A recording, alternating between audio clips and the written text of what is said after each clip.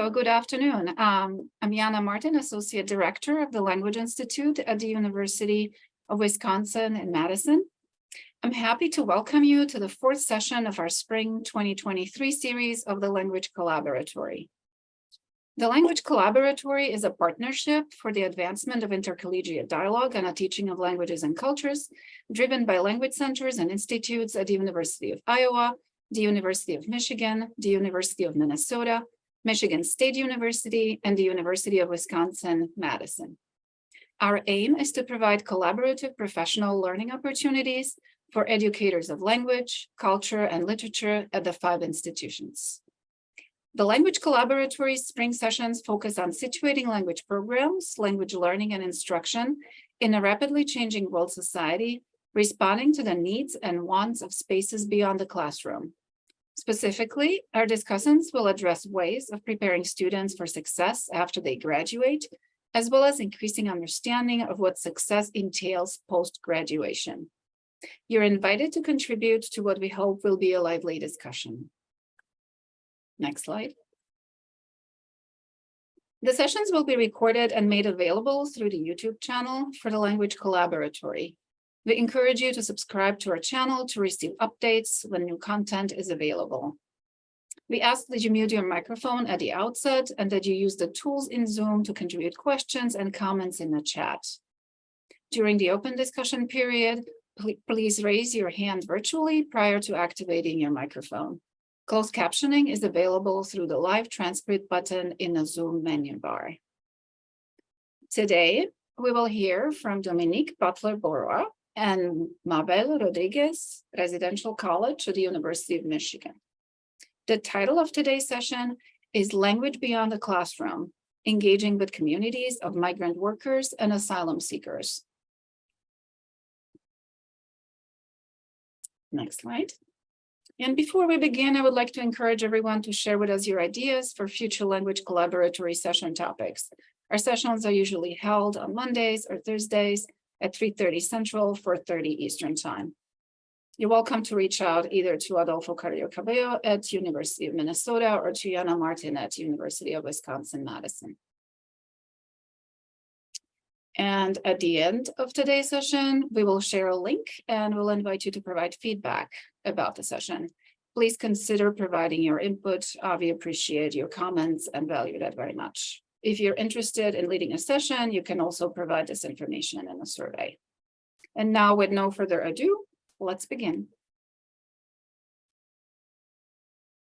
Good afternoon, everyone.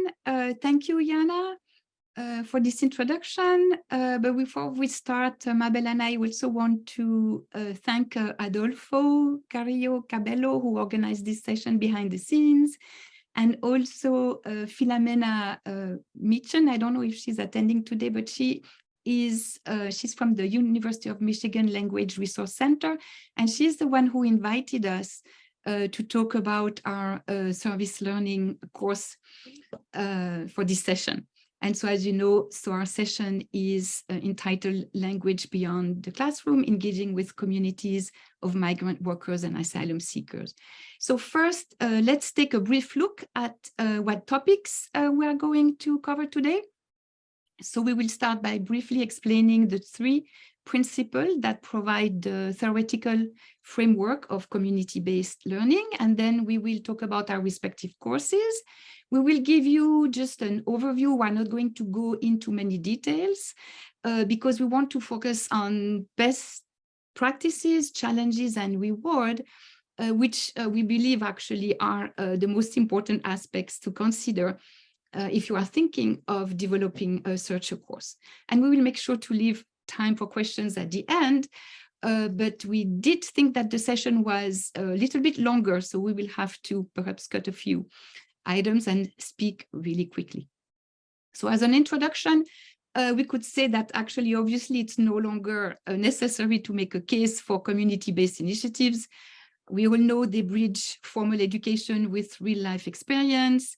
They engage students in the community. They even connect the world of academia with its surroundings. So obviously, many educational institutions are now offering such opportunities to their students. And so they have multiplied those opportunities, and they are offering field education, internships, even plain community service.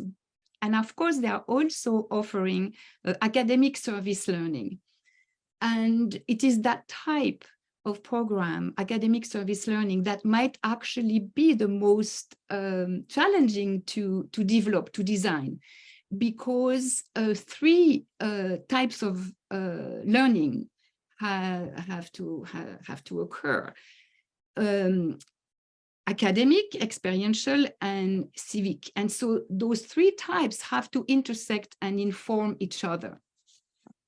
So let's start talking about this three-pronged approach that anchors service learning courses, and that provide actually the theoretical background of community-based learning, CBL. So starting with enhanced academic learning, it is indeed important to understand that for an academic service learning course to be effective, one cannot just add to their course just a volunteer opportunity to students. Because the experiential component of the course has to be relevant, it has to inform the understanding of the course content, and vice versa.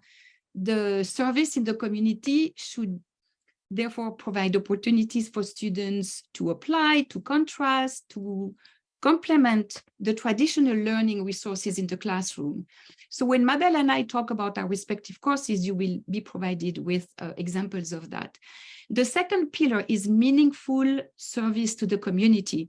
And while the service must be relevant to the course content, it must also obviously fulfill a real need in the community.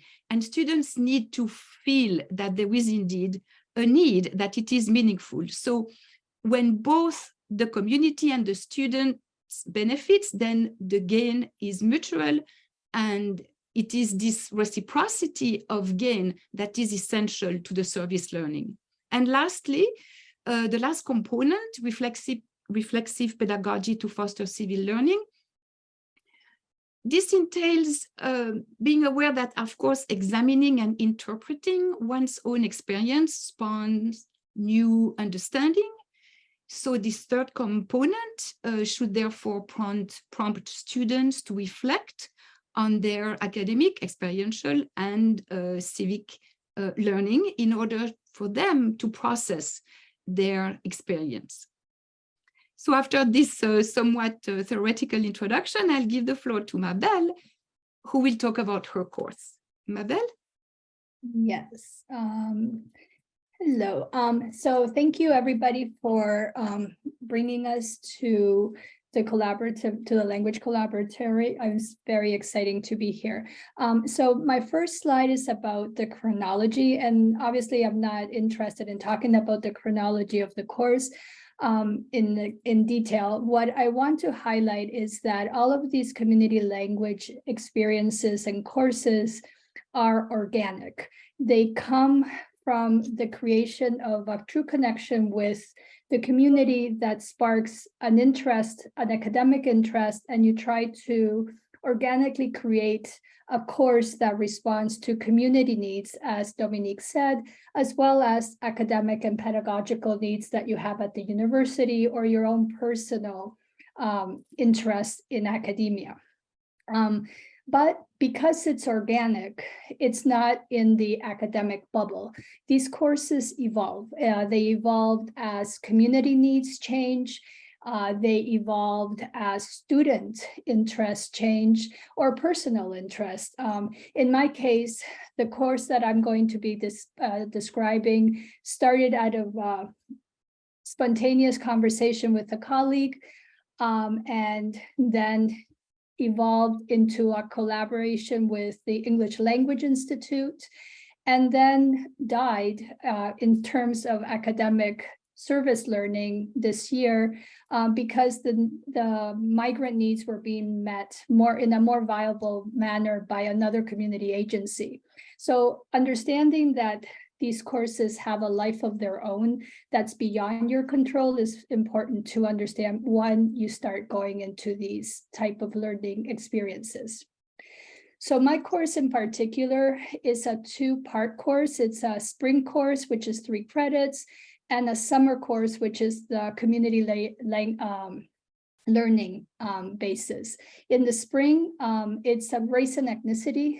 It was a race and ethnicity course based on Bourdieu and critical race theory. And my part, the first part, which is around 60% of the course, was talking about the history of the migrant workers, economic and immigration, the structure of the US agricultural system, both in the past and now, and the differences. Then we talked about symbolic and structural violence and clinical gaze in terms of healthcare access for the migrant communities. And the last part was an analysis of educational obstacles used in Bourdieu, social and cultural capital, and critical race theory. So it's the activities in the course are very normal in academia. There's a visualization, which might be a little bit different. There's a presentations, but presentations are interactive. And there's reflective essays. The visualizations and the presentations are something I want to emphasize because I try to mimic students taking control of a class and being able to be a presence. Because when they go to teach in the camps, they have to get students to come to their course and maintain them. They have to have very strong communicative skills. So for example, the visualization is just being able to present the complexity of the agricultural system by means of an object that they can explain to non-versed citizens. So this year, this was one of them. They created a pyramid with what they considered the typical depiction of the power pyramid. So farm workers at the bottom, growers, wholesalers, consumer, and the government at the top. But then they modified it and they said, this is really what the structure is. So you have a lot more layers before you get to the growers and wholesalers. And they took the government down from the top and they put the consumer because they felt the consumer drives the system. And at the bottom, the invisible part is all the shame and all the emotions, all the oppression that is felt. Doing these type of visualizations and group presentations allow students to have a much more complex and nuanced way of understanding the articles, but they're also presenting it to their peers, which gives them the communicative skills that they'll need in order to teach later at the camps. The second part of the academic component is teaching. And this was taught by my co-instructor, Debbie Desjardins from the English Language Institute. She's an ESL specialist, but we don't use traditional ESL theory alone because this is a race and ethnicity course. We focus on Freirean pedagogy and Kalmar, which are illegal alphabets, as a way of subverting the traditional banking method of education. So there is ESL theory. They also plan lessons and they do pair teaching in class, but they do it with they don't do it with Spanish or English because we want them to use lesser known languages, even if they don't know a lot of the language, in order to mimic what a true learner will need and how much repetition and practice they will need in order to master a specific vocabulary or a simple grammar construction.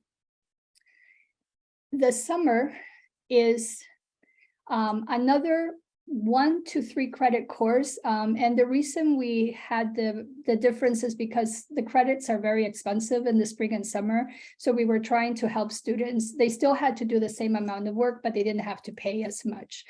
And at this case, at this point, students co-teach at the camps. They prepare lesson plans and submit them for feedback, and they design lessons that take into account the language needs of the migrant students. And they're usually personalized so that they include their students' names in the lessons and make it more engaging for them. And then we would teach usually July and August, 7 week is it's a summer term. We sometimes, we also provided pesticide training, usually once during the summer if needed, and students were certified during the class to be pesticide do trainings at the camps. And I was a pesticide trainer as well. Or they were also assist the medical clinics if available, and this would depend on language proficiency at that point. And here, the academic component was just a reflective essay. So, for example, when we talked about the adult men, we saw that English needs of the adult men were basically vocabulary work, car and mechanic vocabulary, conversations about getting jobs or changing jobs, talking with the grower. And the men preferred competitive games, puzzles, and independent work. So the students working with the men worked primarily on the vocabulary and grammar that the men would need in order to function, and in using the strategies that worked best for that group. Whereas the women really wanted food and store vocabulary, medical vocabulary, and the ability to be able to have conversations with teachers and doctors or anything that was family related. In opposition to the men, they really did not like competition. They wanted collaborative work. They preferred hands-on activity and working as a group. Then for the children, at this point, before the H2A program came to being, there were a lot of children. So we had two ideas. Basically, one was basic literacy for the smallest children, the letters, colors, and then English writing and reading for more advanced children. And of course, as can be expected, children like collaborative, hands-on activities, group work, games and crafts. And all of our lessons had a literacy. They had a book that they read, specific literacy, either vocabulary or type of construction that they did. And then we did a craft that they completed during the class and took back home to show their parents. And here I have a few pictures from the camps. So we literally taught in the middle of the camp and the grass, and then we were able to get these portable tables that helped a lot. We also used money to buy books that were more reflective of the migrant experience and their ethnicity. A lot of the books for their children did not have this, and they were very popular. And we also found out that the older children preferred math and science, so we actually designated certain students to teach math and science to these groups. And this is the overall information for my course. And now I'm going to, Dominique will take over for the French. So I'll stop sharing and you can start sharing yours. Thank you, Mabel. Just a sec. Here we go. So my course is very different from Mabel's. It is much less complex, but it is atypical in the sense that I am only dealing with one agency. And for the last 11 years, so I have been collaborating with an organization called Freedom House Detroit, which offers many free services, including shelter and legal help to victims of persecution who are seeking asylum in the United States. And many of them actually come from French-speaking Africa. So I don't have as many pictures as Mabel because actually taking pictures is prohibited in Freedom House because of the safety of the clients. Freedom House calls their residents, the asylum seekers, their clients. So let's talk about first the academic component of the course. So the course focuses on the Francophone African countries Freedom House Detroit residents come from. And the course provides students with an overview of those countries' historical, social, and cultural context. And within this context, we obviously discuss post-colonial issues. The US asylum process is also actually also explained and discussed, and students do have the opportunity to do supervised translation. And they are translating documents that will be part of an asylum application. So the enhanced learning component happens when actually students go to Freedom House and they meet asylum seekers who tell them about their countries or about their experience with the asylum process. When students translate documents, they are also getting an insight into the experience of the asylum seekers. And so what they learn on site inform what they are learning in the classroom and vice versa. I have listed some pedagogical goals, but for the sake of time, we're not going to look at them. The second component is then the experiential component, meaning students visit Freedom House on a weekly basis. They stay on the site for 3 hours. They share the evening meal with the clients, and it is a social time when they interact in an informal setting. Then they teach an ESL lesson, and residents are grouped by their linguistic level. And usually the evening ends with game. And here again, in terms of the meaningful service to the community, obviously for students, it is very clear that there is a need because the residents need to learn English. So it is very meaningful for them to teach English skills, and especially because Freedom House does insist a lot on their residents mastering the language. They always insist that it is very important for them to know English to be successful once they leave Freedom House, once they are granted their asylum. Again, many pedagogical goals that we are not going to mention because it would be too lengthy. So the last component of the course is the reflexive component. And as we mentioned before, those consist of designing activities, debriefing sessions, workshops, written assignments, aiming at engaging students to reflect on their experience in order to deepen their understanding of both the course content and the community, and also to prompt them to contemplate their own personal growth and examine their civic contributions. Again, pedagogical goals that we are not going to mention now. So this is a very quick overview of my course. I am skimming over some parts to get to the best practices, the challenges, and the rewards. So in terms of best practices, if we think of the course content, they should be articulated around 3 principles, the 3 principles of CBL that we mentioned before. In terms of the academic component, it is very important to ensure that there is a continuous synergy between the academic component and the experiential component, because you want those 2 components to inform each other. Obviously, within the course content in the classroom, students will need to be offered guidance to complete their task in the community. If they have to teach ESL lessons, time will need to be devoted in the classroom for them to learn how to put together a lesson.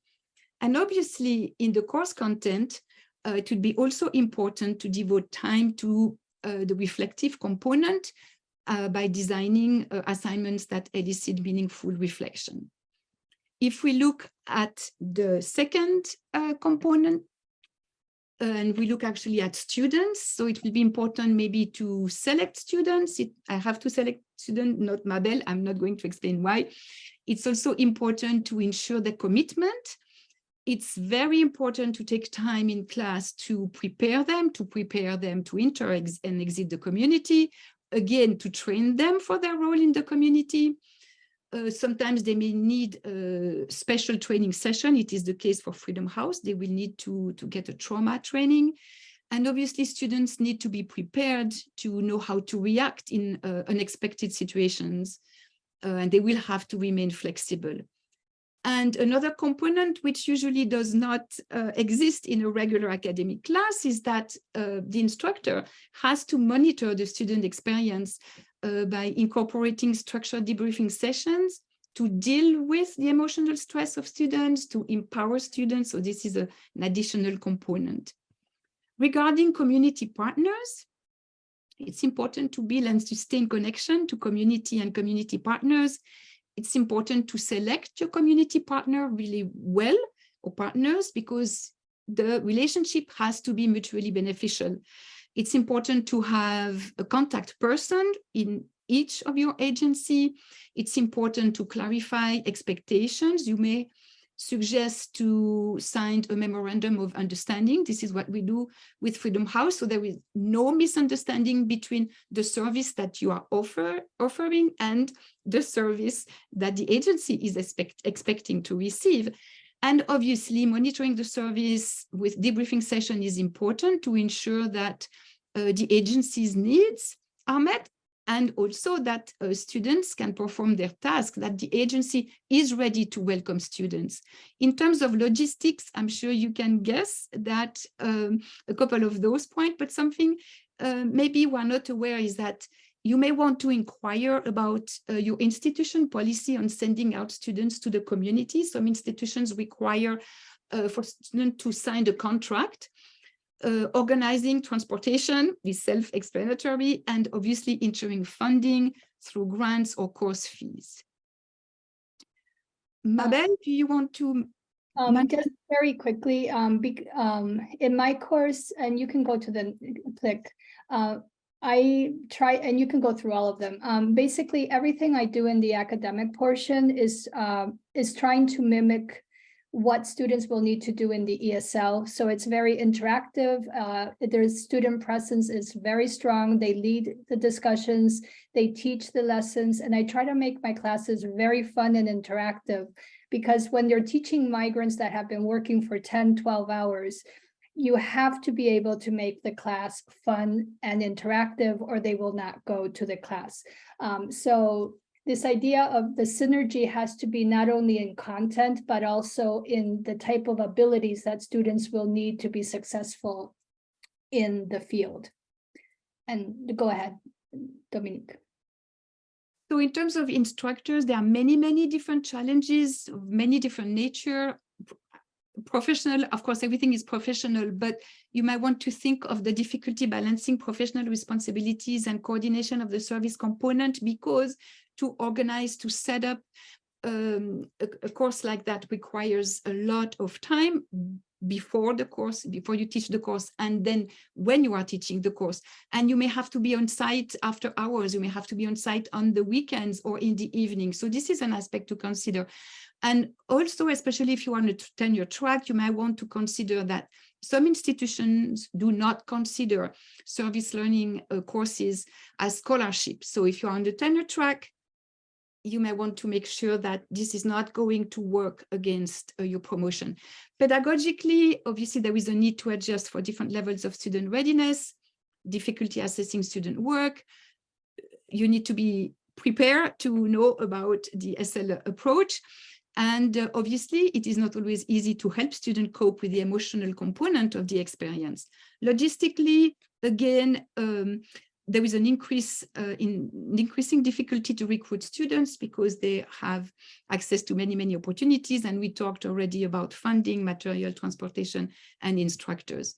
In terms of the community partner, insufficient relationships with the community partners may be a problem. You need to make sure that, again, you have a contact person and that the lines of communication remain open, making sure that the community partner is ready to welcome your students. Sometimes there is a high turnaround in agency staffing, so people don't know what's going on.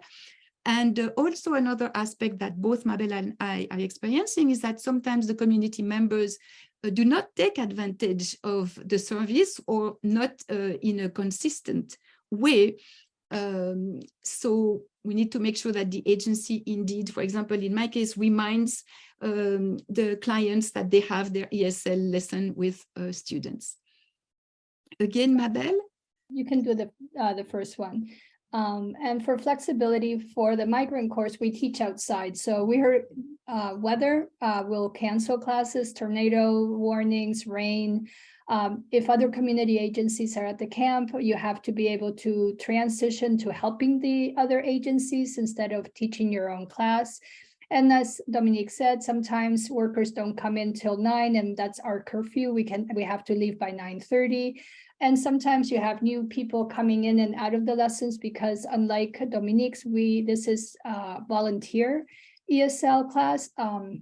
They come if they want to, and training students for that can be a little bit challenging at first. The most important challenges are the second ones is, when do you interfere? Like, when do you select the teaching moment when students are either unprepared, in my case, relying on Spanish instead of using English?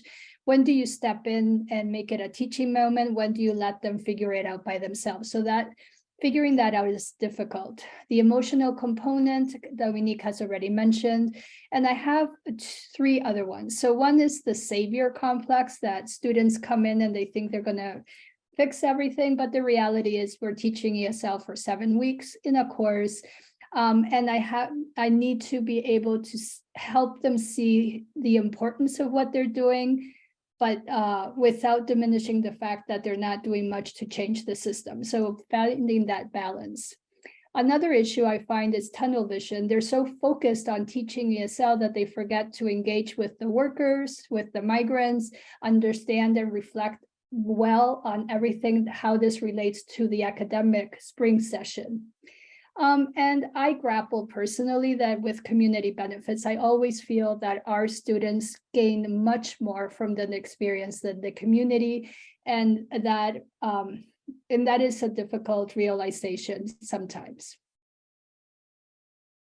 So we might, Dominique, do you want to stop here and let people ask questions? I was going to mention that, yes, we have a couple of slides regarding rewards, but they are really self-explanatory. So if we share the slides, we definitely don't need to go over them.